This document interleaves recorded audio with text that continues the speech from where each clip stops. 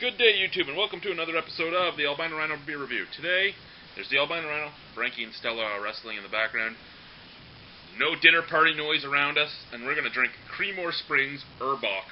Creemore Springs Urbock is a 6% alcohol, rich, creamy Bock ale. Pardon my blind eyes while I read this back here. In the tradition of the Middle Ages, where the best of the year's hops and barley crops were used to brew Bock for the noble class, Creemore Springs Brewery is proud to offer this very special beer once a year for your enjoyment. Anyone that's had Creemore Springs, they don't pasteurize their beer, they don't use preservatives, so you have to drink it pretty quickly after you buy it. It says it's good for a month. I've had this for 2 weeks, so I'm going to drink it today. I have 3 left in the fridge after this because I've already had 2, so I'm going to make sure that my friends drink it this week. A Bock, as legend goes, there was a English knight and a German duke who were having a first drinking contest that can really be thought of. They were drinking each other's homebrew until one couldn't stand. The German won with his beer. The next morning, the knight blamed it on a passing Bock or goat, which is why you usually see goats on Bock labels. In jest, he said that it was the passing goat's fault. That's why the German ended up calling his beer Bock, and why it's stayed that way since. That is the legend. Whether or not it really is, who knows. But as I said, it has labeled Bocks with goats. I mean, I have 5 other Bocks in my fridge, all of them goats. This Stella Artois opener is the worst opener I've ever owned. I'm going to drink it in our little Labatt pub glass. Now that's a beautiful color.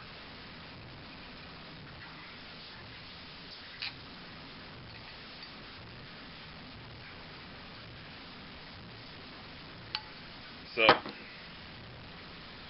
came out almost ruby. It's a reddish amber. Actually, I'd even say it's a reddish brown. I think it's closer to brown than amber.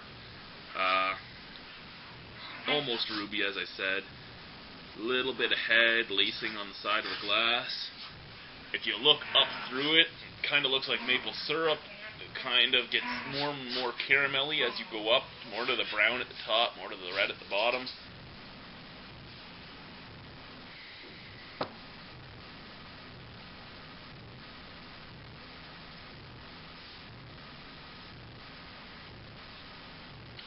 Lots of caramel and molasses on the nose, lots of malt.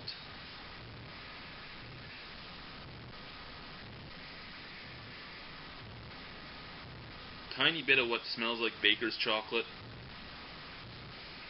but really just all those malty, creamy scents on there. Really nice. I don't get any hops at all.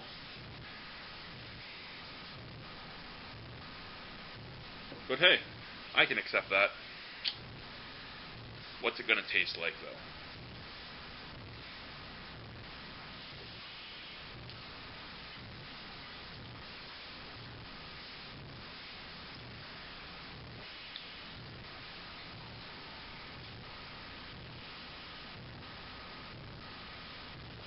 It's actually really good. It has a lot of hop character to it. It has a lot of malt character to it. It does have a little bit of that caramel that I smelt in there.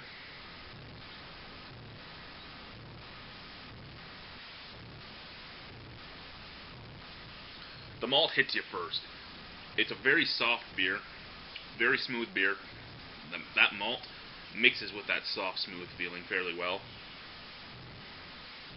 Crosses your tongue, you get more and more hoppy sensations there. Stella, do you like this beer? No? You don't like it? Stella's Scottish. She likes Scottish beer, not German.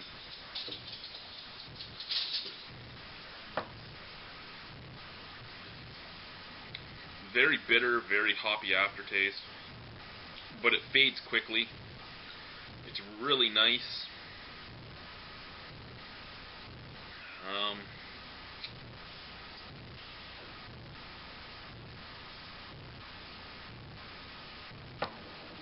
Kind of leaves a coffee and... Do you like it? Kind of leaves a coffee and baker's chocolate feel in the back of your throat.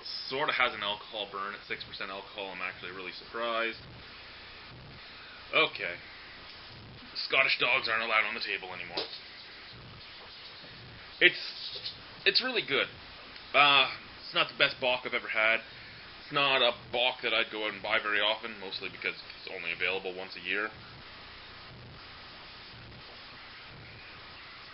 I find that all Creemore Springs beers, though, no matter what type of beer they're doing, are really bitter on the finish. This one as well. This one isn't bitter all the way through. I mean, it starts that nice creamy malty feel. Would I drink it again? Yes, I would. Do I really, really, really enjoy it? No. It's a nice bock. It's just not great. I'd give it a 5.5 out of 10, really. I do like other Creemore Springs stuff better. Like their Keller beer is a lot better than this.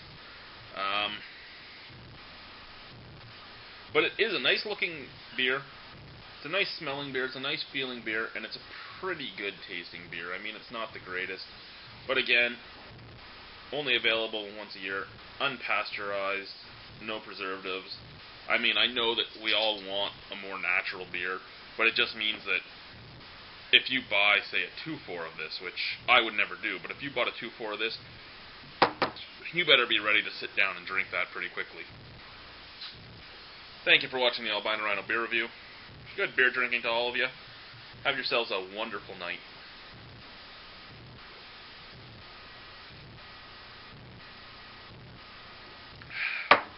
Goodbye.